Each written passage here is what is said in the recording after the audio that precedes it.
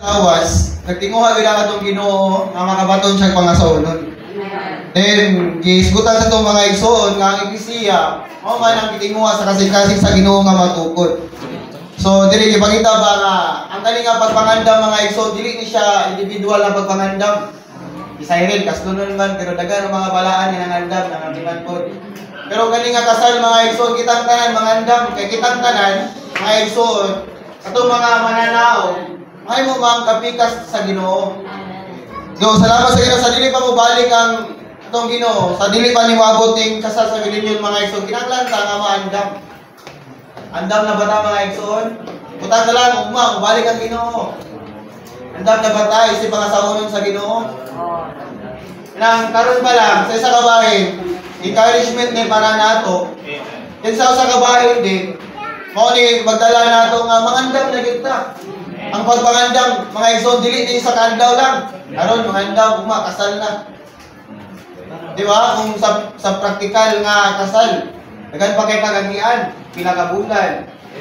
Danggan pag pila ka adlaw. Kasal, di ba? Inaana ko lang atong kahimtang. Ang atong pagpangandam, nagsugod ang atong pagpangandam, mga igsoon, sadyang naluwas ta. Salamat sa Ginoo nga karon. Kung buotang maka-apil sa kasal sa Kordero, na kinahanglan ta nga mutubo sa kinabuhi o mahamtong ta sa kinabuhi. Sa Genesis, isgutan sa itong mga igsoon, sa Genesis chapter 2, i-mention dito na dunay kanang couple. Kani nga couple sa Revelation, sa pinadayag mga igsoon, kasluno na. Unang karon pa lang daan mga igsoon, kinahanglan ta nga mutubo, mahamtong ta sa kinabuhi, aron maka-apil ta sa kasal sa Kordero. So kani nga kasal, ingon siya diri sa sa Revelation chapter 9 ay 19. Let us rejoice and exult and let us give glory to him, for the marriage of the Lamb has come and the wife has made herself ready.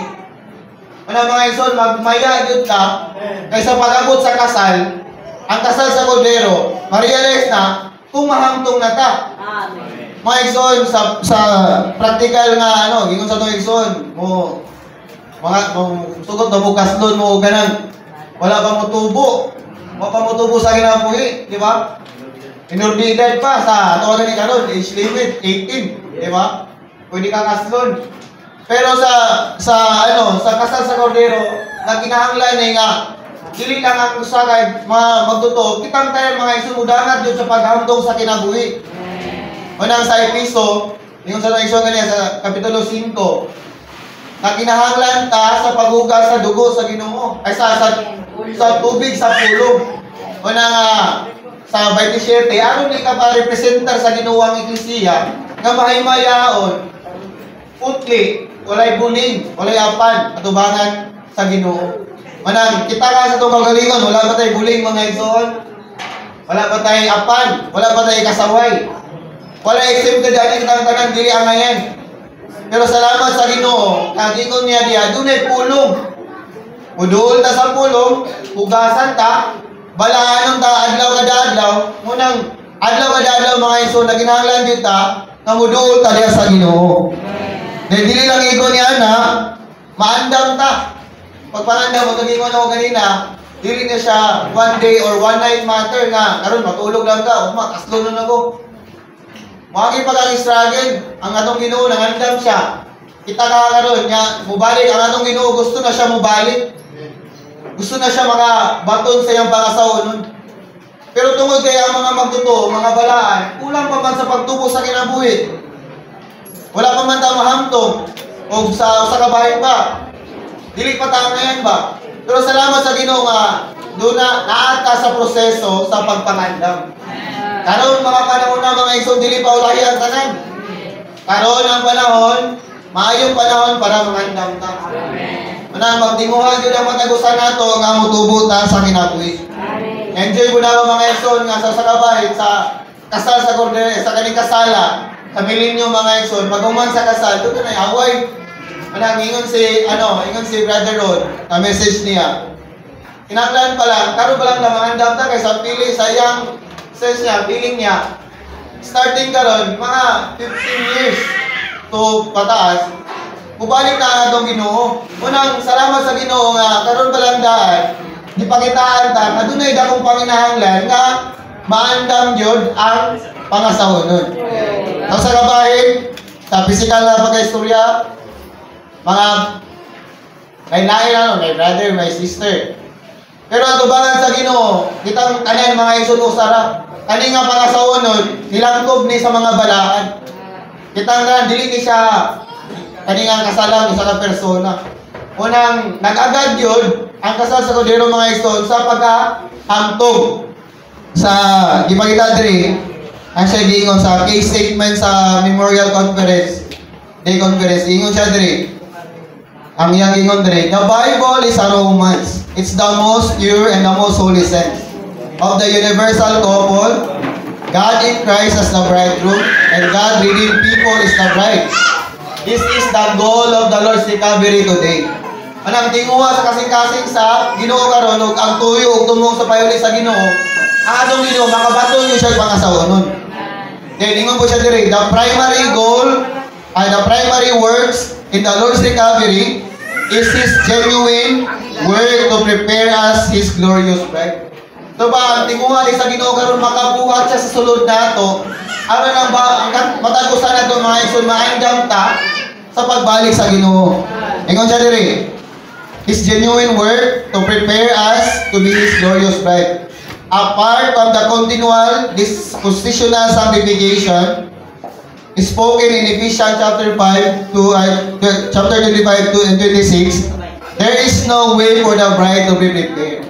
So gawa sa makanunayon ng pagbalaan nato sa pulong sa Ginoo sa tubig sa pulong. Dili matuman ang 19 sa Revelation 19:7 nga. The bride, make yourself ready. Muna kanon balandaan, makabaton gid og ta mga igsoon nga karon ang panahon sa pagpangandam. Diningan po siya diri. In the New Testament, the word mature katong mga ilang taon na nga nitubo sa kinabuhi, hamtong na sa kinabuhi. Ang siya diri refers to the believers being full-grown men and being perfected in the life of Christ which they receive as time of regeneration. So, bawat matagusan rin ito mga igsoon, doon na gano'n tatay, yung sa igsoon kanina, doon na gano'n tatay, kanang tinguha sa itong kasing-kasing, matagusan na ito, maka-appeal yun na. Kanina kasal, dili lang ta mahimong witness, di ba? Kanang ibitahon ka sa kasal. Kasal libre sa rin, ibitahon mo, di ba? Kanang halo-halo ang atong emotion, di ba? Pero kanina kasal, kung sa kaibiling na ito, kitang tanan, kaston mga igsoon, di ba? Ingon nga itong igsoon dito sa Malabon, nag-exhorting, naghatag siya word. Ginoo, balang dili ko mag-appeal ng mga kasal sa kalibutan. Basta sa kasal sa millennium mag-appeal ko, hani. Siguro, daghan ang kasal na tambungan. Kung ingon na mga igsoon, bahalang di ko mag-appeal ng kasal sa kalibutan. Basta mag-appeal ko haning kasal sa kordero. O nang salamat sa Ginoo, madunag yun tayo kasing-kasing. Na karon pala Ginoo hapit na kamo balik. Doon na tayo sense sa atong kawalingon ba kinahanglan na mga andam. I-prepare na nato ang atong garment. Prepare na nato atong kaugalingon. Na sa pagbalik sa atong Ginoo, dili sa mobalik nga. Wala pa ta atong garment, wala pa. Wa pa ta motubo sa kinabuhi. Bata pa ta. Unang nagtinguha gyud ang Ginoo nga matagusan nato, padala ta sa pagtubo sa kinabuhi sa Ginoo.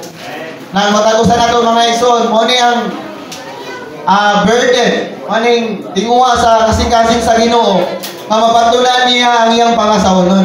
Ikaw na igsoon sa kasal sa lawas, sa gawas. Dili ta makadungog ani nga mga mensahe nga kita dayang pangasawonon.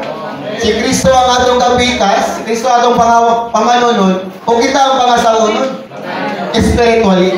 Unang karon balandaan, dili pa ulahi ang tanan mga igsoon. Mangandam ta, then dili lang sa usa ka bahin kaston ta. Then doon na po yung preparation para sa warfare. Ingon ni Brother Ron, mga bridal warrior ta, di ba? Mga bridal warrior sa usa ka bahin. Asawa ta, sa usa ka bahin bago man sa kasal, makikbatok ta. Kinahanglan katong ang imong suoton, di ba? Ingon sa igsoon dito. kanang imong business sa kasal, mao na muna ang imong business sa pakikaway. Kay wala na panahon mag-ilis kay si Satanas. Wala naman. Oh, grabe wala eh. Mo na gingon brother kanina. Kung inigapunta sa gubat, basta pag nag-CR ka, naligo ka, automatic na na. Mo na inigbalik sa Ginoo, sa gubat, kinahanglan yung tamandamon mo na gingon sa Ephesians. Kinahanglan na to nga maandam ta adlaw kada adlaw. Kinahanglan na to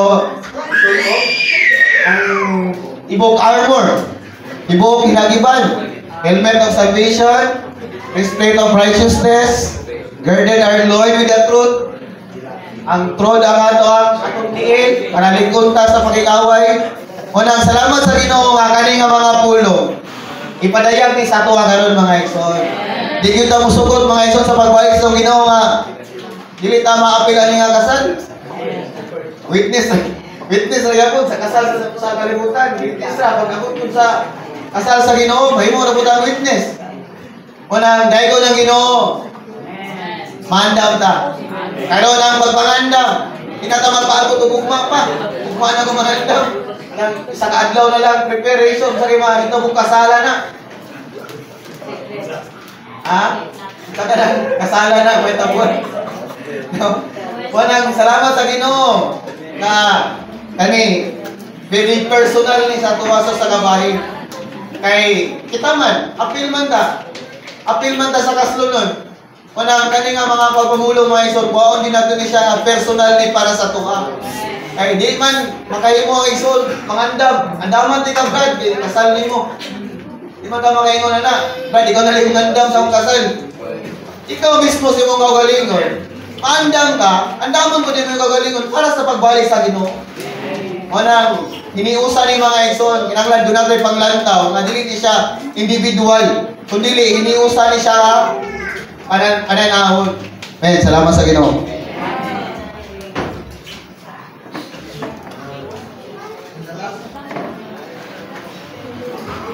Nasa